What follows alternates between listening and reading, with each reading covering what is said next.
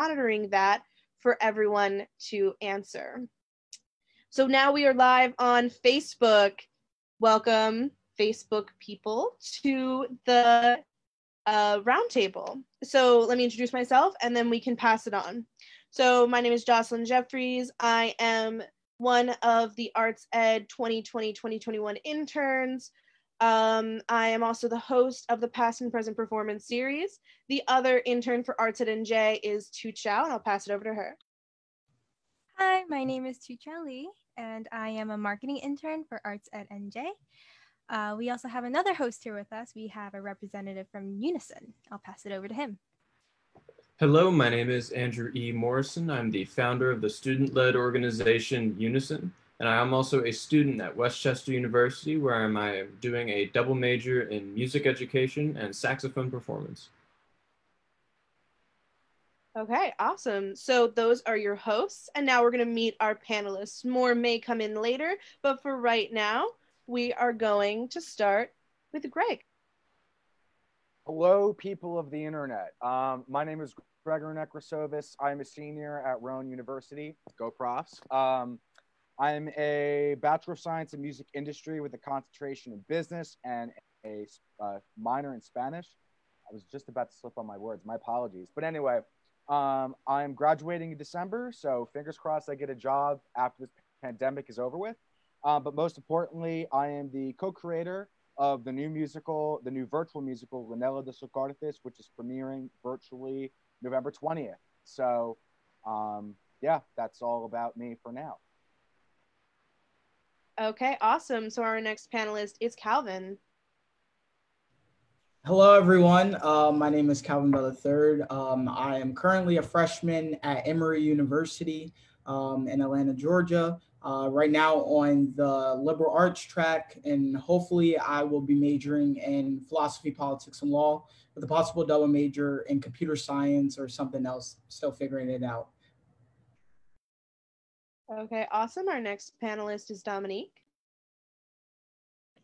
Hi, I'm Dominique. I'm in Montclair State University. I'm a freshman.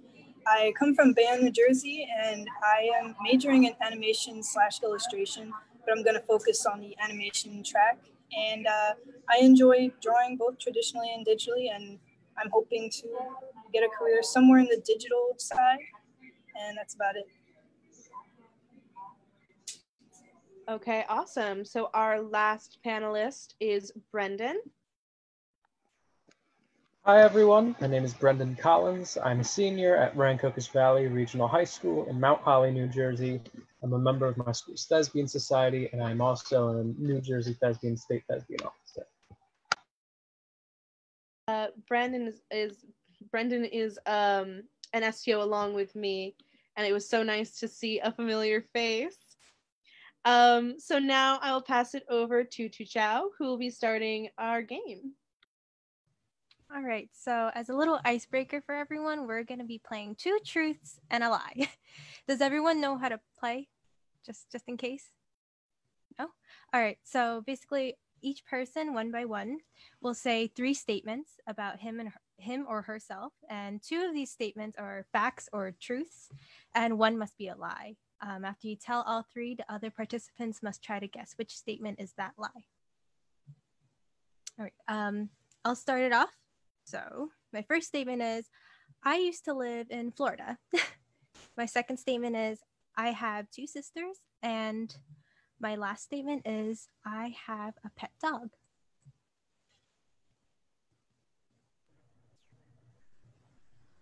Is it that you used to live in Florida? No. Oh. You don't have 2 sisters, right? I do have 2 sisters. You do? Oh. I was going to say the pet dog. Yes, my dog is living with my aunt right now. Aww.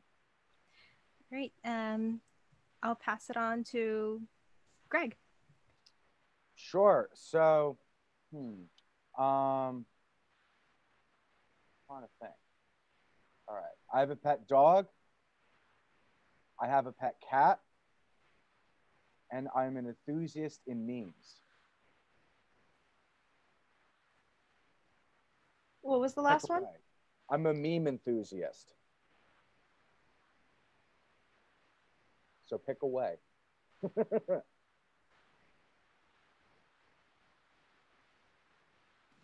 You do not have a pet cat. You are correct. I do not have a pet cat. I have family friends that have a pet cat. My dog is upstairs. His name is Mikey. He's absolutely adorable. And I'm going to pass it on to, I guess, why don't we give it to Dominique? Might as well. I have a dog. I have two brothers, and I used to play volleyball.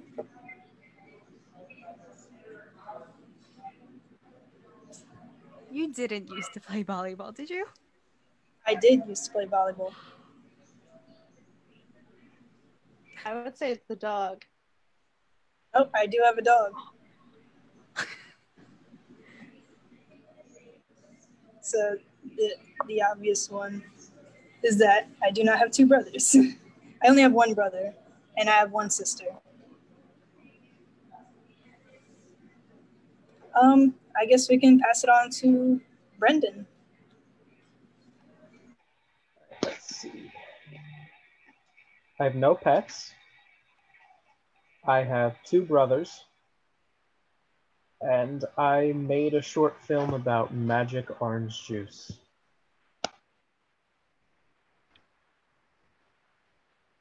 I'm going to say the two brothers one. Yes, I only have one brother.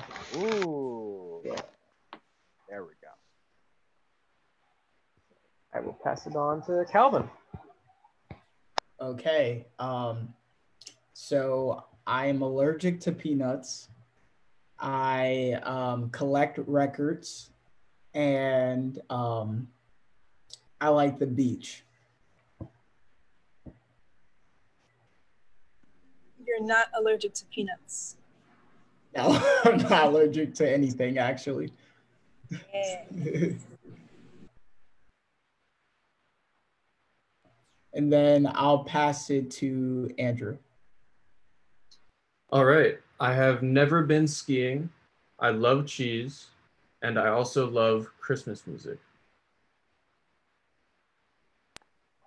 I'm going to say the Christmas music. No, that is true. Yes. That you've never been skiing.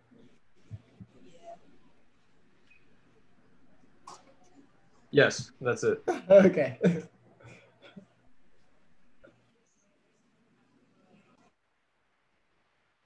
Is that everybody? Yeah, that's everyone except for me, but I don't need to go. Unless you strongly protest. I strongly protest. Might as well. All of my people in my family, their initials are JPJ.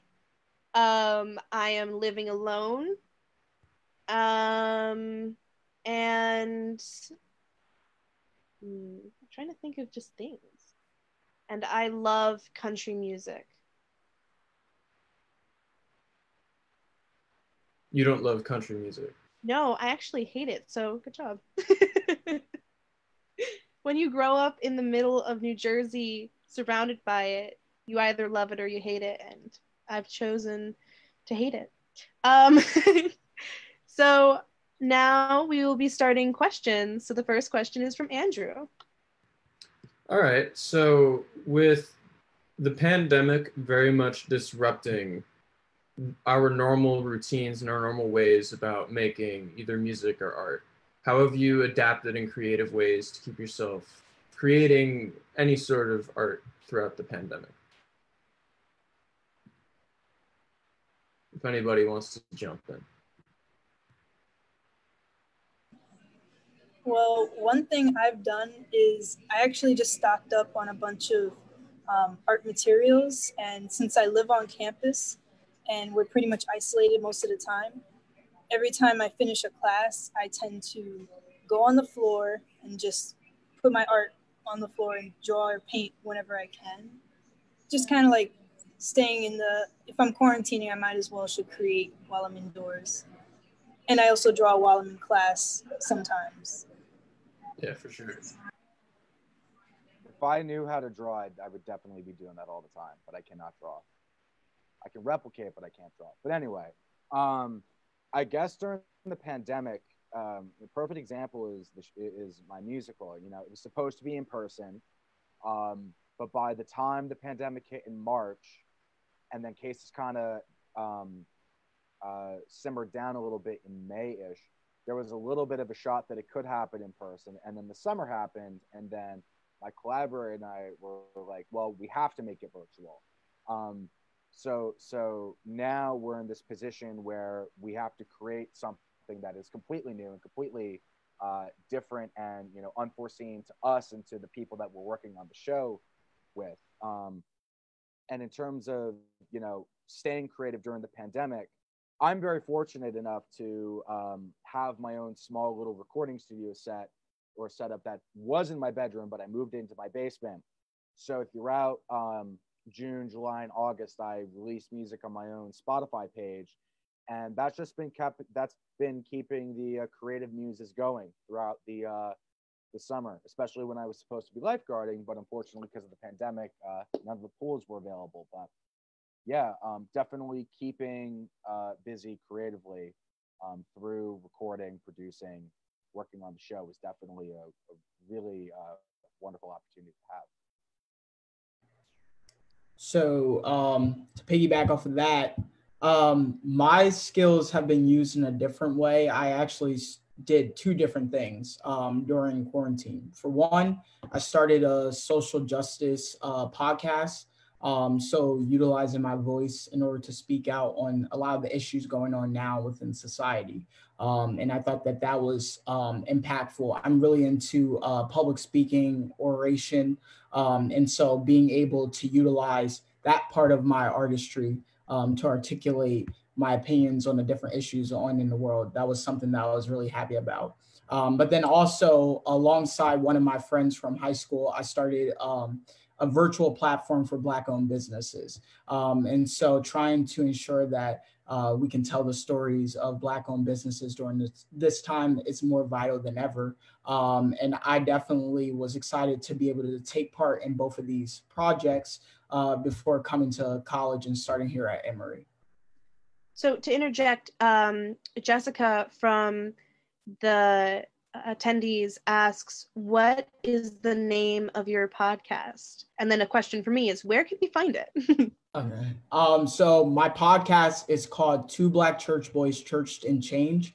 And so it was started at my church alongside my mentor, William Lee. And basically we're two different ages and we think differently. However, what we have similarly is the impact of our own religion, but also our love for activism and social justice, and just talking about what's in the news now. So we tried to pair those two together. And right now we're on multiple platforms, including Spotify, Apple Music, Apple Podcasts, and YouTube and other platforms. And so we are very excited that we were able to start it during this time.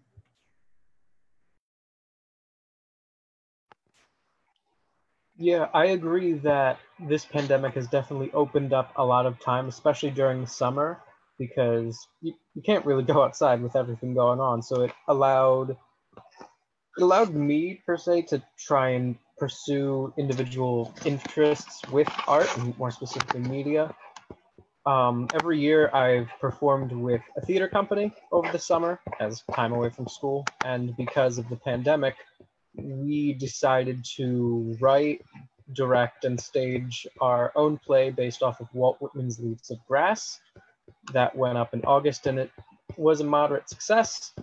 And on my own personal time, I also started a podcast entitled This Was a Bad Idea, more of a way to try and connect with people I hadn't seen in several months due to the pandemic. And that you can also find on Apple Podcasts, Spotify, and a few other.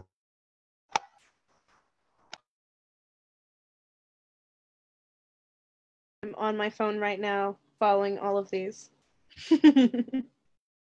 And I will listen to them later when I bike. We appreciate that. Awesome. So this next question is kind of a little fun one. If 2020 was a song, what would it be? Jocelyn, this one is specifically for you because you hate country music. No, but this is for everybody too. So there is this indie country artist named Rustin Kelly who used to be married to Grammy Award-winning Casey Musgraves. And he wrote this song in April called Brave, which is on his second album, Shape and Destroy.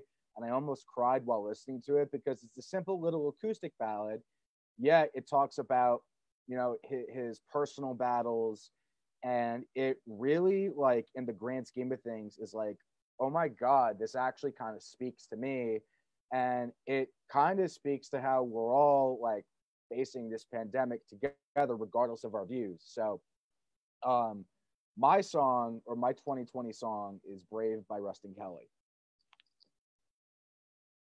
If you want me to type it in, I'll type it in so everybody can listen to it. I looked it up. Sweet. So actually recently Drake dropped a song that was entitled Laugh Now and Cry Later. And I think it was the opposite for many people, especially those that were seniors like myself. And I think Dominique, you say you were a freshman, so it was your senior year too. It definitely hit us hard. So many people wanted to cry, but for me, it was more so laughing and trying to now cherish the moments I had, the time that I had with my family and everyone. And I think that I've seen that a lot more, that people are just observing life and just laughing at this moment, because we'll honestly look back at this moment and think, wow, like we really went through 2020 and so many things happened in 1 year. And so it's a matter of laughing now and crying later, maybe, but more so just thinking about this year as a whole.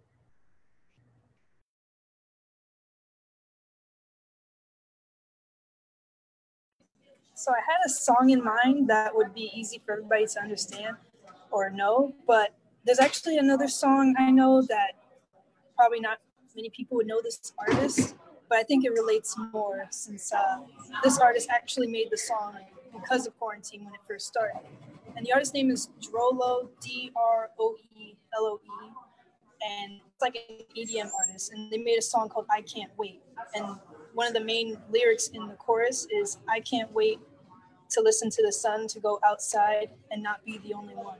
So it's like talking about how I can't wait till all this is over and we all get to go outside and be together again and socialize and just enjoy the fresh air without worrying about anything.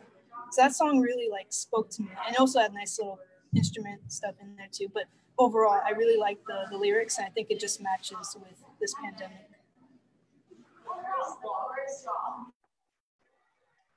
Going off of what Calvin said, this really is a time where we just have to try and look at the good things that are going on right now. We'll look back in this and we'll laugh at everything. So as simple as it is the song Always Look on the Bright Side of Life, is on the nose as the title and lyrics kind of are. They do kind of reflect what we're going through right now and what this experience is going to be like. So I picked the song My Future by Billie Eilish, specifically because for everybody that's our age, whatever the future is, we have the control and the power to influence what that looks like, because we're going to be on this earth for a lot longer than a lot of other people who are older making decisions about really everything in the world. So when you kind of look to the future in regards to thinking about hope and optimism, that's something that we can really look forward to, because we have a lot of control over what the future could look like for the next generations that come after us.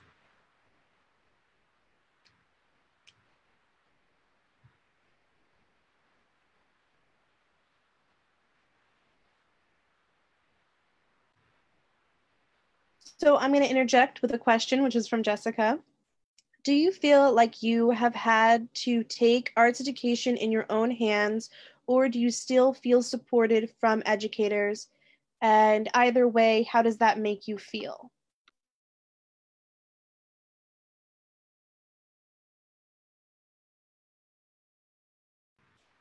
I can answer this. So, for me, being a music major, we rely a lot on having ensembles and having concerts and all that jazz to keep us going throughout the school year. And without that, everybody knows how important it is that we have the opportunities and have the ability to make music, but the opportunities are going to look a little bit different because of all the social distancing and just making sure that health and safety is the priority. Um, and everybody knows how important it is for us to have it, but there is an element of we have to guide our own learning and we have to take ownership a little bit of what we're doing with our own time, knowing that anything that is arts related, you do put some of yourself into. So it just kind of emphasizes the need to put yourself into your craft a little bit more during this time. But we absolutely have the support from our teachers in doing so. So, if I can piggyback off of that, talking about the way in which students kind of mobilize around the arts too, is very important. So being on campus, I auditioned for an a cappella group, which I got into. And so, thank you. And so just to see the way in which the students have adapted to the circumstances at hand, and doing everything virtually. It wasn't the way in which I thought auditions would be, to be over Zoom singing to a virtual piano. But it was something that was different. And the fact that students are still keeping their heads up and having the optimism and the excitement behind the arts is something that I really enjoy seeing. That there is still excitement around what the arts can do in moving society, no matter if we are in person or virtual, the arts can happen and adapt in different ways. And so not only is it the adults encouraging us, but it's also encouraging each other to continue mobilizing around the arts. I can agree with that 100%. To answer your question, Jessica, it's a yes and no type of thing. Yes, because I feel that specifically my band director, Dr. Joseph Edward Higgins, shout out Dr. Higgins, he has been a personal inspiration, I think, to me as a musician, but also as an artist and as a student to kind of take what we're doing in the band classroom and now virtually in our own homes or dorm rooms and apply it to real life. And also, he, as well as many of the music industry professors and faculty in my department have, not necessarily had to do a hard reset, which is what a lot of educators and professors might think they're doing, but instead they're taking what they already have and reinventing it. I learned that from Oscar Eustis, who's a Tony Award-winning producer of musicals like Fun Home and, of course, Hamilton. And he said, rather than, stopping completely, you have to kind of reset and, take a look at where you are now and just reinvent the art form. And partially that is done independently, without anybody else's assistance. That's our own responsibility. But, through the support of the professors doing it as well, that kind of encourages me, and it encourages a lot of my peers as well to do the same.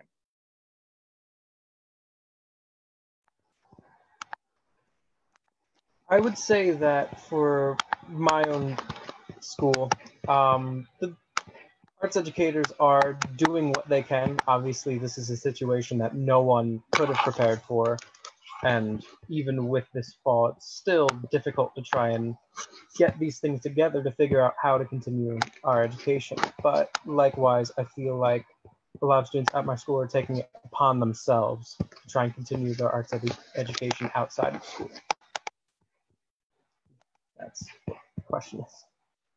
I honestly really feel like social media plays a big role in all of this, just like what Andrew and Calvin were talking about, we have to, in a way, take it into our own hands sometimes to do what we need to do for being an arts major. And also, if you're like a traditional artist, visual artist, you need like supplies.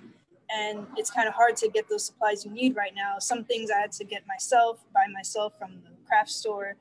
And even with COVID, some things aren't even coming in for another 2 weeks. We still don't have supplies we need. But with social media, there's a lot of so many kids supporting kids, students are all supporting each other. We have a lot of group chats here on my campus where we're all trying to help each other out to share each other's art or just spread the word about what we want to do, what we have to do, and what we have to offer. And there's even a group chat that's making a zine, which is like a little mini magazine, which is like a compilation of drawings and artwork, media, and they're making it for a Halloween theme. And it's pretty cool to know that everybody here is helping out each other. Even though we all are taking it up into our own hands a little bit, we still get support by our peers and by the teachers too. They're doing their best to help us out.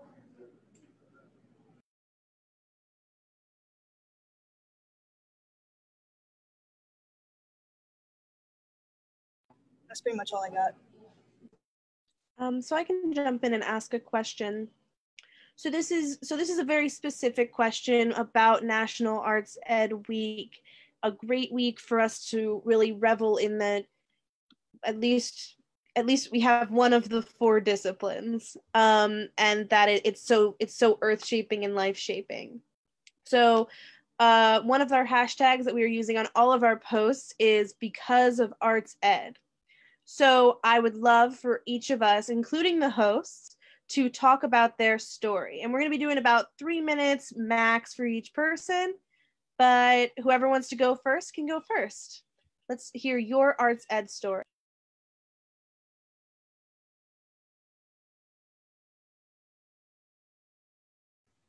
Okay, so for me, my journey in the arts actually kind of began when I started high school. Obviously, back in elementary school and grammar school, I was part of the choir and all that, but I wasn't actually really invested in it until high school, my freshman year, when I participated in my first musical, 1776. And from there on, I kind of just started getting more involved. I started doing all different kind of things, stage crew as a cast member, and if I couldn't participate in it, I ushered in the front of the house. I helped with concessions and all that. And I feel like arts just helps build you as a person. It helps you hone the skills like communication, teamwork, and especially public speaking skills, because I know a lot of people struggle with that. I struggled with that a lot.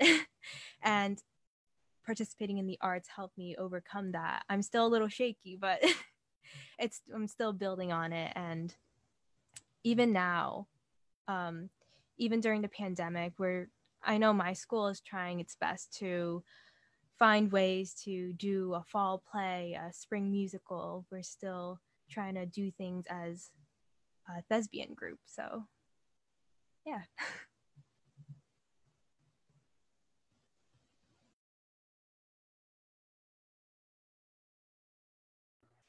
So my story really was I guess started when I was little, where I would just like be in the car making up like songs, outrageous songs, like things out of the blue with anything that I could think of. And my family has stories about that, just me making up songs. And then when I got to elementary and middle school, I was always involved in the arts. And I think that was during the time where I was just testing things out. So I maybe tried out 3 different instruments before learning that I was not going to be in a band. And then I tried drawing, where I realized I was not going to be a drawer. Like I could not draw at all whatsoever. And so then I stuck with choir in elementary school, and I enjoyed it so much.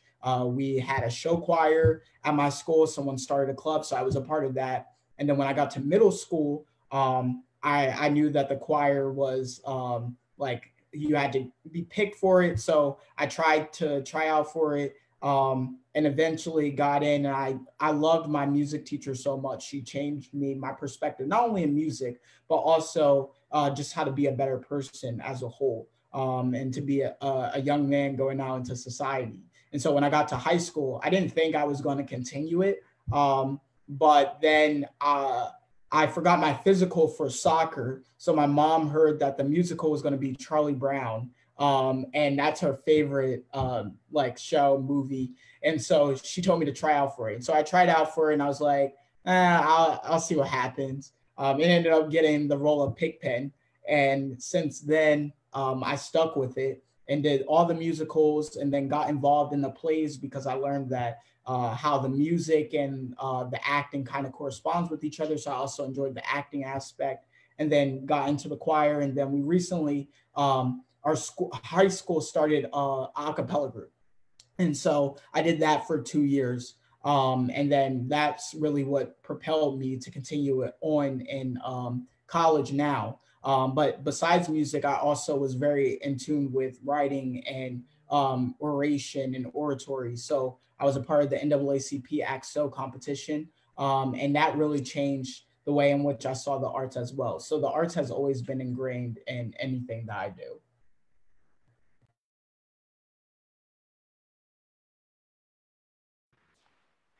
I too started at a young age. I kind of really took off with drawing, like just drawing around in the margins of tests or random papers I would find. And when I was probably in grade school, like elementary, I know I went to some art classes and tried out doing pencil sketching, painting even at a young age. And it really wasn't until I got to, I think 8th grade, 7th grade, where some teachers were putting me in contests, told me, oh, we put your art into contests. And then I would actually win some prizes from them. And I was like, oh, this is really fun.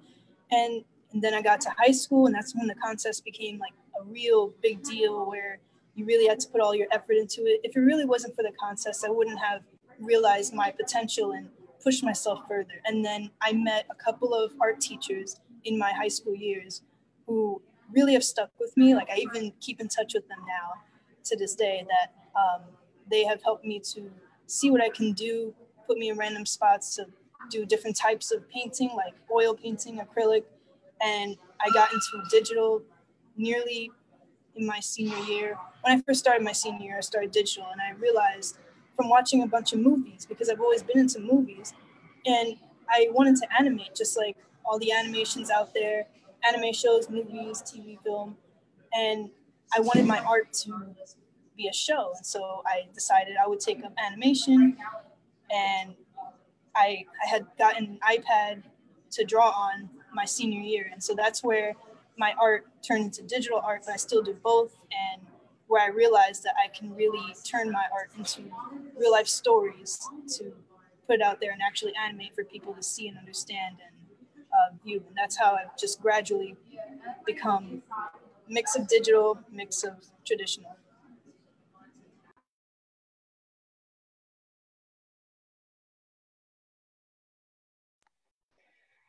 I would say that, again, for me, my appreciation for the arts started at a very early age. I've been doing choir since I was in elementary school, and I've continued doing that throughout the years, even until now.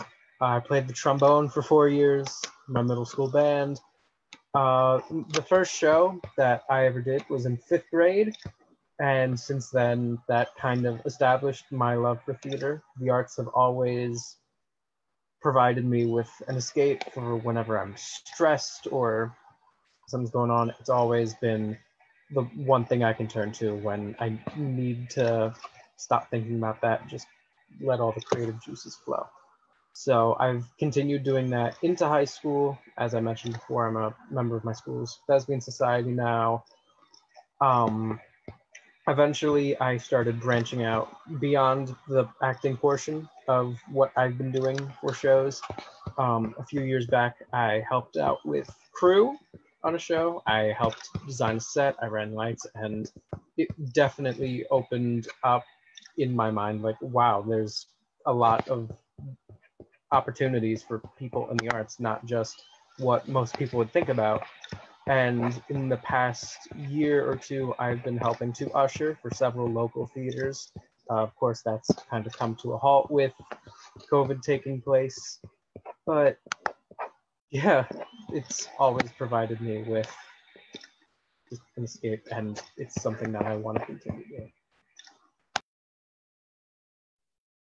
So my story is pretty much exactly the same as everyone else's now. I'm teasing a little bit, but yeah, I started out like singing just randomly when I was 5, 6 years old. Took up the trumpet, then quickly switched to baritone horn, and then throughout elementary, middle school, and high school, everybody knew me as the guy who played the tuba. And then in college, actually before college, when I got into high school, I loved music.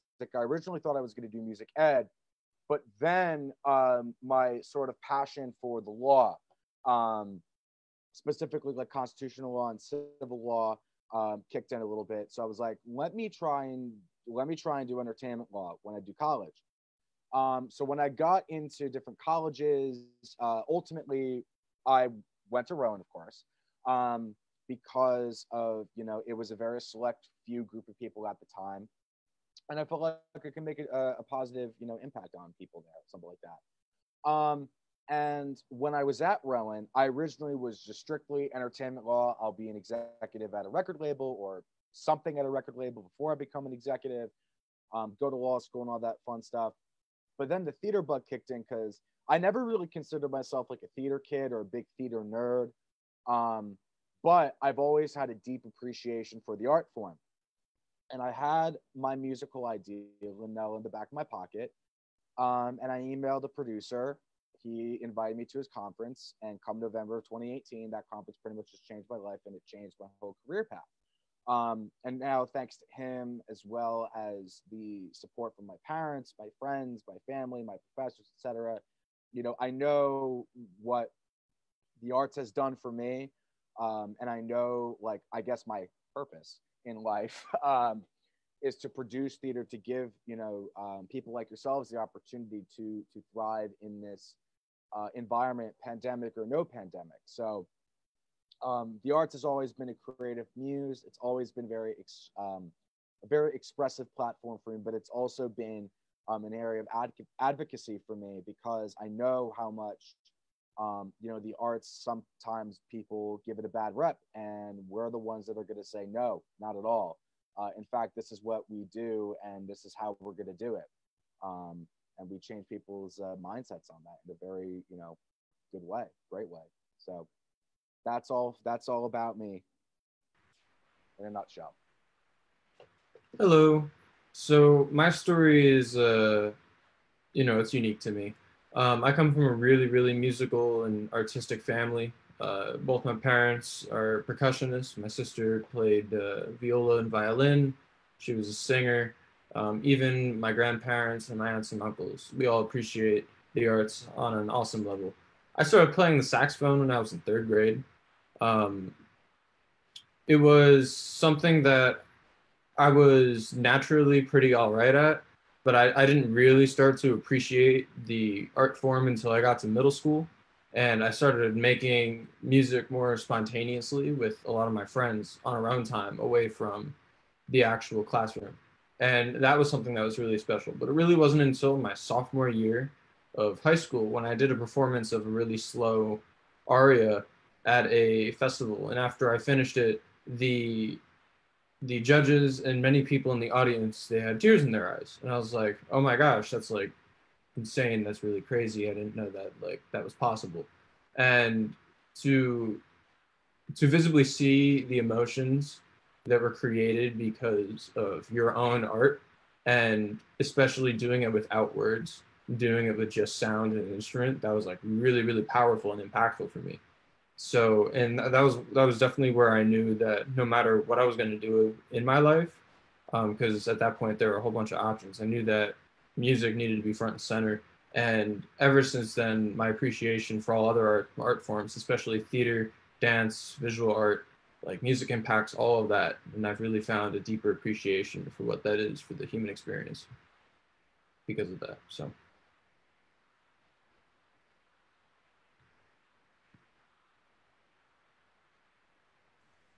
Jocelyn, would you like to share? Sure. I don't know why I was like completely blanking. So, mine is, I guess, strange because I'm art in kind of a like, I don't know, different way. I do film, and And so I've been in theater since I was like 6. I wanted to be an actress since I was 6. And then I was on that path and I was doing it. I got my first lead role in 4th grade. I was really engaging with it and I was ready to go and I was going to do all the agents and all of it. But then, thank goodness we waited, because freshman year, I did a musical in high school and I was like, oh, wow, I don't love this. And I fell out of love with theater. Like, I still love it, as in like I enjoy watching it, but I don't enjoy performing it as much anymore. And also I have terrible memory, so I'm bad at remembering lines properly. And so I was in a really weird depressive state for probably a couple months, and then I was like, what am I gonna do now? And so my dad gave me a crumpled little shriveled, like, a newspaper clipping, and he was like, hey, you want to go to this film camp? You're not doing anything anyway. And I was like, oh, okay, I'll go to the film camp. And I was like, I don't know anything about film. I know how to write scripts because I wrote 1 or 2 in 4th grade or whatever. And so then I went and I just loved it. It like clicked. It was so strange. And so then since then I've been making films for about 3 years now. I have over 15 on my YouTube channel, and more created, which didn't make the cut. And I won the Governor's Award this year for one of my recent films, Married Life. And that was, thank you. And that was what really like confirmed that this is what I'm meant to do. And so it's just how my brain works. Like, I see the world in film, I listen to music, and I think about the way I could cut this scene and all of it. And so that's what I want to do with my life, and that's my path. And yeah, I'm working on a film now, and I will never stop not working on a film. Or if that made any sense at all. Oh, and I'm a writer, director, and editor. Those are my main ones. And then the other ones I just happen to do as well. I enjoy cinematography and I know how to use it correctly, and I enjoy music and I know how to use it, but I'm not a fantastic cinematographer, and I am not a fantastic musician at all. I did clarinet for like a year and it was terrible for me, but I really respect people who understand it because I don't. So yeah, I just am so thankful for Arts Ed because it guided my life. It is something so integral to be for who I am. And now I have this amazing internship, which also changed it for me, where like this is my first internship that I can put on resumes, and it's something that is related, and it's just very exciting. So thank you, Arts Ed. Thank you for making me. Oh, can I butt in real quick? Absolutely. I just think that with all the arts majors, anything in the arts is just like so lively. I feel like there's something alive about any type of art-related subject, like whether you sing or dance or play an instrument or film, do photography. I feel like all those things, they bring more of they brighten up the world and just put more character into everything. And I feel like it doesn't matter if, like, I was in the Thespian Society, New Jersey Thespian Society, and I don't do acting, I don't sing, but I always enjoyed it. Like, everybody's always interested in it. And I feel like that's why it's still necessary no matter what. Even if they say you can't survive on art, you can survive because it helps you get through your stress, your depression. And I just feel like there's always something great about it. That's why it's still just great to have. And I'm glad that people still support me for that. Absolutely. Oh, Andrew, after Andrew speaks, we have one last question and then we have to wrap it up. But Andrew? Oh, I was just elevating what you said because that was a really good thing. Yeah, absolutely. So just one last question before we really get into it. I was going to end it there on that eloquent note, but then we got a question from Zara. Or Zaria, I don't know. I'm so sorry. She says, what is something you would say to your younger audience that wants to pursue a career in the arts? I have said this to myself. I've said this to friends in conversation, but be unique. The theater is a beast of an industry to get into, and it's extremely, extremely competitive. As many of the shows that are on Broadway, that are actually, backtrack a little bit, as many of the shows that are on Broadway, there are hundreds of other shows globally and in the United States that do not make it to Broadway, as good as they are. And I feel that there's something unique about the creator, or there's something unique about piece itself that will allow the audience to connect on a level, whether it's commercially or critically or a little bit of both, that will allow for a really unique, transcendent experience overall to happen. You know, Hamilton's a great example of that. It's unique because it takes something that nobody would have thought of initially, but it turned into the most popular show in the world, even in this pandemic. So be unique as an artist, as a business person, because sometimes in the arts you do have to think of yourself as an entrepreneur, as my professor Jay Sean Diaz said literally yesterday to me. But yeah, be unique, be your own person, and don't let anybody stop you. I would say explore, brighten your curiosity, try something new. There is a tremendous avenue in terms of the arts, and I think sometimes the way the arts is described is that those that make money are the ones that are on stage or singing or doing the concerts and everything. But we don't usually spotlight those that are behind the scenes, that are putting the show together, that are making sure that the advertisement for the artist is nice and bright and big on the screen. We never talk about the people who really form the art itself. And so by exploring the different avenues and trying to find ways to intersect not only the arts, but maybe the arts and sciences together, for example, or the arts and humanities together. Try to find the avenues that you're really interested in and just try it out. Because that's how I instantly found my passions and my hobbies and everything, because I tried it out and learned I'm not good at this, I'm good at this, I like this and I don't like this. And as younger people, I think that that's how you should live your life. Not to desire, you can desire it, but you have so much time to really explore before it has to be something. I wanted to just piggyback off of what Gregory said about how Hamilton, nobody would have known about it until somebody really put their heart and soul into it, and then all of a sudden it's popular. I would say just be really passionate about what it is you want to go into, because if you really believe in it and you enjoy it genuinely, then you can actually really make a living out of it, and it won't be something that you'll regret in the future.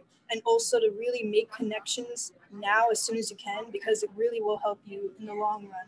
I still speak to my old teachers from high school, because spreading the word of whatever it is you have to offer is great, because everyone wants to hear what you have to offer in the arts. It's really fun.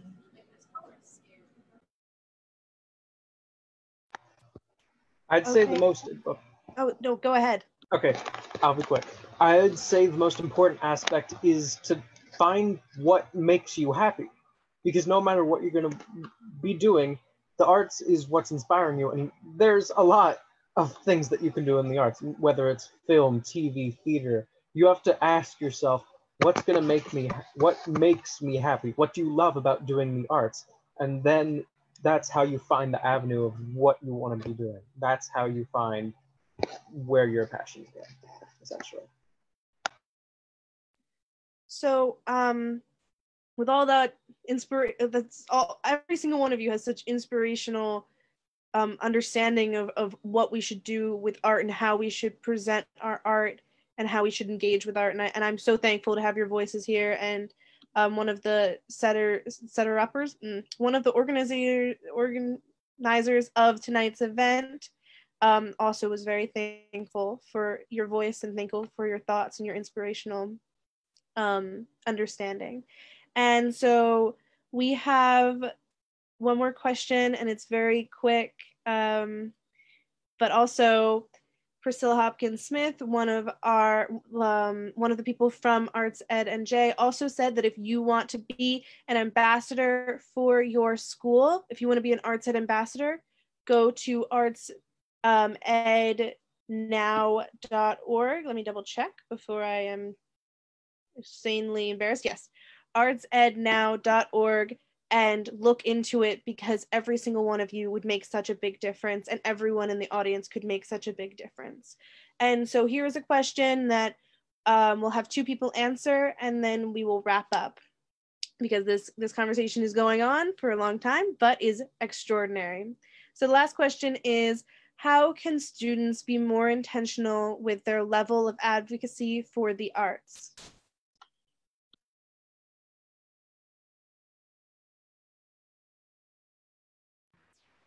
So I can answer this one, and I can also bridge that into everything that I'm working on with Unison.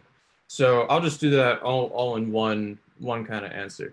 So back in March, when the pandemic was first starting, I started up an organization with a couple friends called Unison, YOUNISON. It's supposed to be a play on the word unison, which is a musical term, which means all together.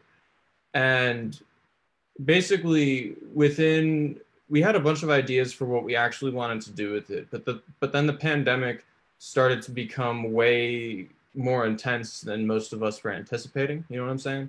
So pretty quickly we started to realize that schools were going all virtual.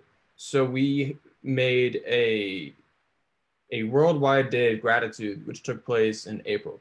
And basically what that was, we had people that participated from all over the country, and as well as in various other countries. And we took the song Lean On Me by Bill Withers, and many people did their own version of it and posted it on social media with the hashtag Lean On Us. And it was supposed to be an honor and to thank all of the heroes of the pandemic, many of the first responders, just for what they were doing.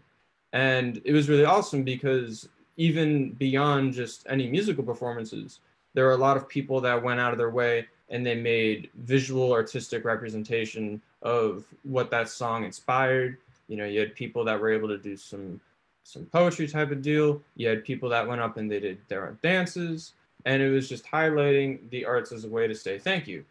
And now here we are a bunch of months later, and one of our main issues when we were coming up with Unison as a concept was the fact that we're still living in a world and in a country where many people in our own schools, whether it's our peers, whether it's other teachers, whether it's superintendents, people that actually make the decisions for what the experience is going to look like for each student through the school, who still don't fully understand why we actually have music and arts education in the first place.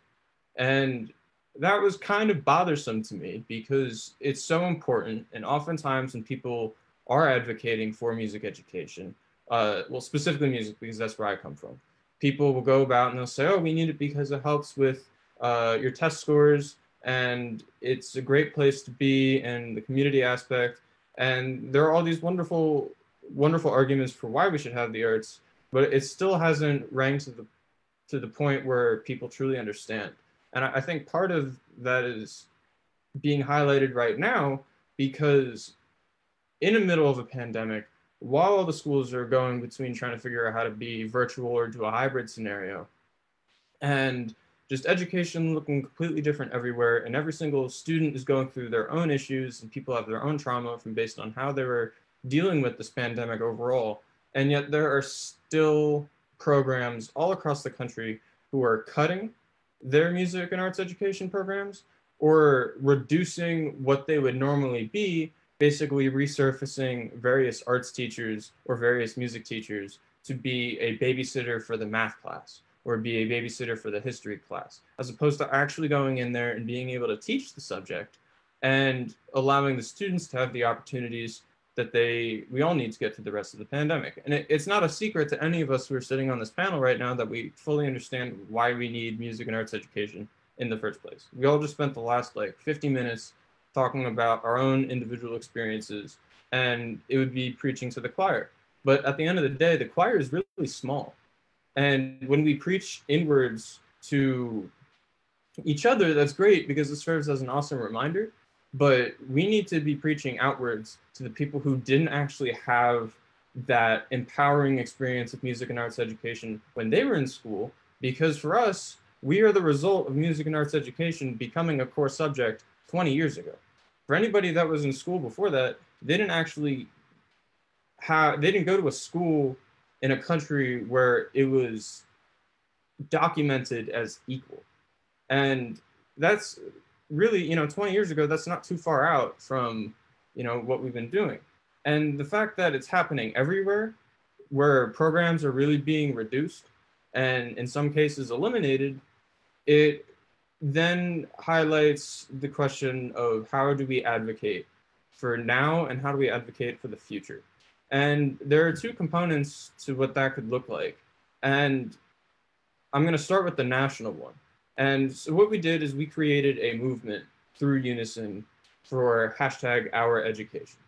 And the point of the movement is to elevate the conversation of the fact that the education system is one that really hasn't been working for everybody. And it's a once in a lifetime opportunity to reimagine what education is going to look like for the future. And whatever that actually looks like, music and arts education needs to be in that conversation. And I think it needs to be in the conversation so much that it needs to be in the front of the conversation, because we are completely underestimating what music and arts education does for individuals, but what it does for the actual school community and culture itself. And the students, we all understand that because we have those experiences. The music and arts teachers, they understand that because if they didn't, they wouldn't be teaching the subject. Yet there's still this massive disconnect with other people within each of the local communities on why we actually have music and arts education. So from a national perspective, with music classes, we have our concerts, and that is a big motivator, concerts and festivals, for what we do going forward in having like a splendid experience if you're a student.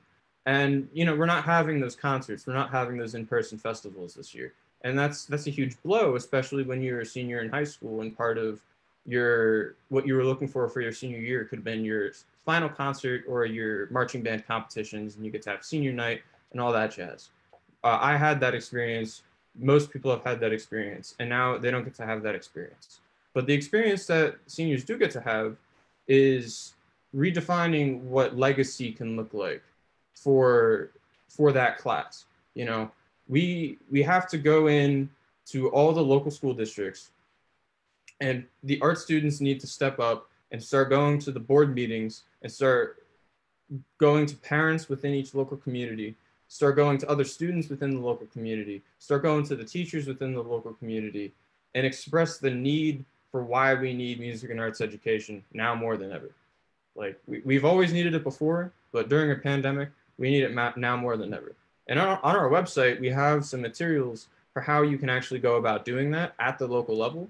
And it's something that people within the music communities can do. And it's something that within all the other arts disciplines, people can step up and work together and just like take turns and come up with ideas for how you can get music and arts in the faces of your local community. And if every local community starts to do that, then all of a sudden we're talking about all future students going into a school system that was the result of our movement. So they are now dealing with the result of, wow, they took this whole entire year and made music and arts education that big of a deal. And now it's not a question anymore on whether or not if we need it, because for some reason it's still a question. And then from the national standpoint, like I said before, like music, we have our concerts that we need. And without those concerts, it can be kind of a question mark of how people stay motivated with what they're going to do. And with our Worldwide Day of Gratitude that we did in April, it kind of showed us how easy it is to have everybody unify behind a singular day and just post their performances or post their creations. And it makes sense that if we're going to be doing virtual concerts and have virtual opportunities, that we all do it together, because then it just creates more of a splash within the internet, more of a splash through the various social medias and algorithms. And by doing that, and if we all do it together, it'll start to push music and arts education, how we're adapting and the importance of it into the national spotlight in a way that it hasn't yet been in the national spotlight. And to have students be the ones pushing for this and pushing for the future with music and arts education, it'll make the message that much more powerful. But the other thing that's really unique about this plan is that by using social media, leading up to these various days, and they're kind of scheduled throughout the school year. I made a video, and I can plug the video in the chat that really details this out. But what we're going to do is we're going to start all collectively commenting and tagging various like musical celebrities, high profile musicians and artists, like various influencers, but specifically politicians as well on social media. So, you know, if we get like 1,000 people to all go after, go tweet at Cory Booker or go to Cory Booker's Instagram account and say, hey, will you lend your voice for our movement? Elevating the need for music and arts education. And all of a sudden, 1,000 people say the same message, and they're all students in a time where there's so much division, in a time when there's so much anger and not a lot of hope for what the future can look like. For students to come up and say, hey, well, whatever the future looks like, we need music and arts education, and this is our opportunity to teach you why. That'll be something that's really powerful. And that'll make an impact for generations to come, because we've never had in the history of our country a movement that students were able to get behind and push music and arts education into the forefront of everything in a way that just hasn't happened before. And that's really the elevator pitch. Like, this is Arts Education Week right now. That was one of the first checkpoints for how we can do this. We started the movement back in August, and it was kind of a test to see how we can actually make it happen. And we had about 150 people use their social media to systematically target people. And it was like, wow, this is going to be phenomenal if we get like everybody behind this. So it's like, if we start going into all the colleges, you know, maybe we start with New Jersey, you know, we start going into all the various arts colleges in New Jersey, and all the college kids start saying, yeah, this is what we're going to do. And then that trickles down into all the high schools. And then you start copy and pasting that model of influence into all the states. And then even other countries can get behind that. With our Worldwide Day of Gratitude, we had other countries come in. And, you know, once again, there's not a lot of hope out there right now. And to create hope for the future with music and arts ed, killer. I had to applaud. That was great. Seriously. I mean, that was like, couldn't have said it any better. So with that extraordinarily inspirational speech, where can we find more information? I know you said your website, but what is that specifically? So I'm dropping a link right here. This is a video for what it could actually look like. On our website, which I'm also going to drop a link to, we have a student advocacy button.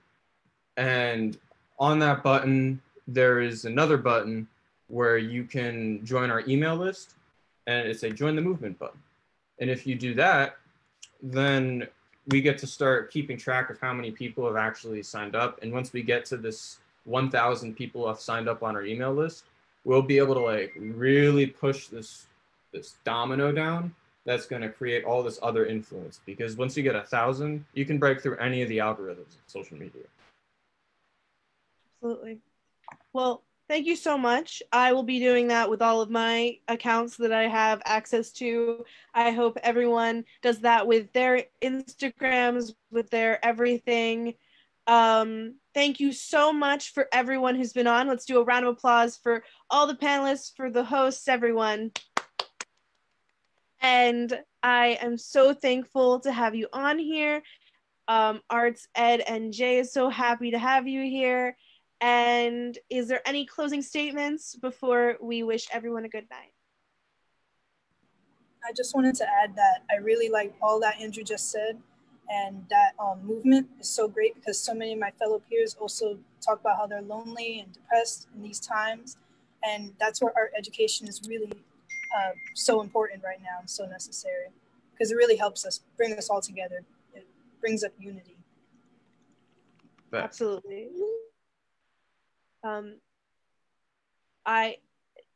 It's such an innately human thing to create art, and and it's such a cohesive community building thing, and it's so exciting that you are part of this community, that you all are part of this community, and I am so excited to engage with that more. So with that, thank you everyone who tuned in, thank you everyone who was part of it, and thank you everyone in the future who tunes in. This will be on YouTube in about a half hour.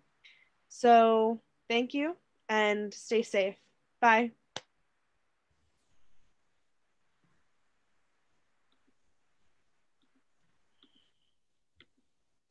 Okay. I don't know. I think live on Facebook. So everyone can exit.